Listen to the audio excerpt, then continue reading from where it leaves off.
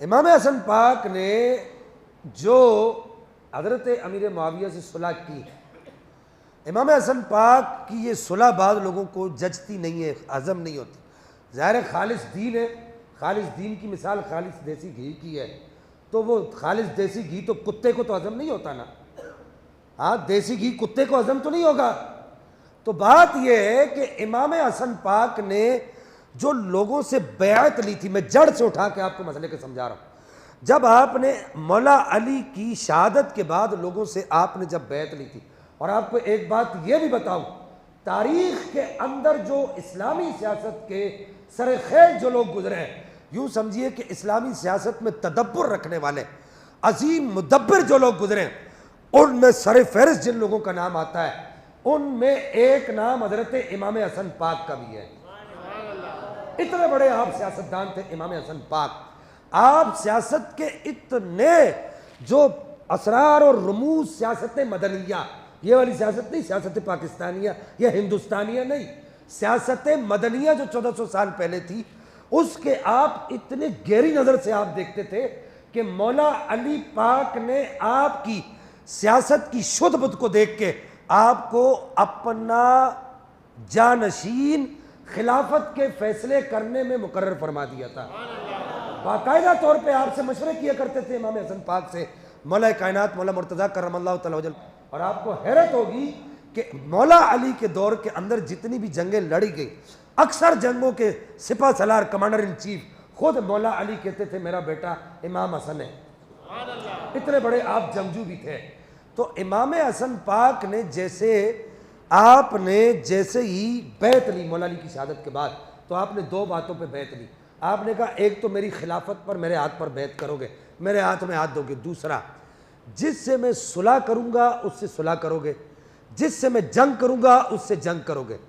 امام حسن پاک کے کچھ قریبی ساتھی تھے جو سمجھ گئے تھے کہ امام حسن پاک اب وہ ماحول بنا رہے ہیں کہ امام حسن پاک خلافت اٹھا کر حضرت معاویہ کے ہاتھ میں دینے والے ہیں۔ ایک ہمارا عقیدہ اور بھی سن لیجئے اہم ترین، کہ ہم امام حسن سے پہلے، امام حسن نے جب تک حضرت معاویہ کو خلافت نہیں دی تھی اس وقت تک ہم حضرت معاویہ کو امیر معاویہ نہیں کہتے۔ جب امام حسن نے آپ کو خلافت دے دی تو اب ہم حضرت معاویہ کو امیر معاویہ کہتے ہیں۔ تو جو آپ کے کچھ قریبی ساتھی تھے انہوں نے اس بات کو بھانپ لیا، یہ کہتے ہی امام حسن پر پہلا قاتلانہ حملہ ہوا۔ پھر آپ نے دوسری مرتبہ مدائن کے میدان میں یہی اعلان کیا، پھر آپ پر دوسرا قاتلانہ حملہ ہوا۔ پھر آپ نے تیسری مرتبہ جب یہ اعلان کیا تو پھر آپ پر تیسرا قاتلانہ حملہ ہوا۔ میں آپ سے یہ سوال کرنا چاہتا ہوں، ایک بڑا عاجزانہ سا سوال،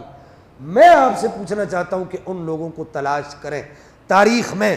وہ کون لوگ تھے؟ جب تم تاریخ کے اوراق پلٹ کر الٹ کر صحابی رسول حضرت معاویہ کو بلیم کرتے ہو، تمہیں شرم نہیں آتی؟ اللہ تمہاری زبانوں پر کیڑے اٹھائے، تم رسول اللہ کے صحابی پر بکواس کرتے ہو، تمہیں شرم نہیں آتی؟ جس نے رسول اللہ کے ساتھ اٹھنا بیٹھنا کیا، جس نے رسول اللہ کے ساتھ کھانا پینا کیا، جس کی سگی بہن رسول اللہ کی بیوی ہے، اونچا بولے سبحان اللہ، جس کی سگی بہن رسول اللہ کے گھر پر ہے، تو کیا رسول اللہ نے ایسی رشتہ داریاں پالی ایسے لوگوں سے؟ تو ڈھونڈو تاریخ میں وہ کون لوگ تھے جنہوں نے امام حسن پاک پر قاتلانہ حملے کیے، آپ کے پاؤں سے مسلح کھینچے ان اعلانات کے بعد، آپ کو زبردستی زد و کوب کیا، آپ کے سر سے امامہ اٹھا کے دور پھینکا، آپ کے منہ پر تماچے مارے اور کہا کہ یا مذل المؤمنین کے الفاظ کہے۔ ان الفاظ کا ترجمہ میں نہیں کروں گا اور میرا ضمیر نہیں مانتا کہ میں ان کا ترجمہ کروں۔ یا مذل المؤمنین کے الفاظ امام حسن مجتبیٰ کو کہے۔ ڈھونڈو تاریخ میں وہ کون لوگ تھے، وہ یہی لوگ تھے، میں نتیجہ نکالنے لگا ہوں، جن کو آج امام حسن پاک کی صلح حضرت معاویہ سے ہضم نہیں ہوتی، وہی لوگ یہ جو آج ہضم نہیں کر رہے، انہی کے وہ پرکھے تھے جن کو اس وقت بھی ہضم نہیں ہو رہی تھی۔ وہ یہودی فکر کے لوگ تھے، اب بتا دوں کھل کے، وہ یہودی ابن سبا یہودی کی فکر کے لوگ تھے، وہ نہیں چاہتے تھے کہ مسلمان ایک ہو جائیں۔ تو یہ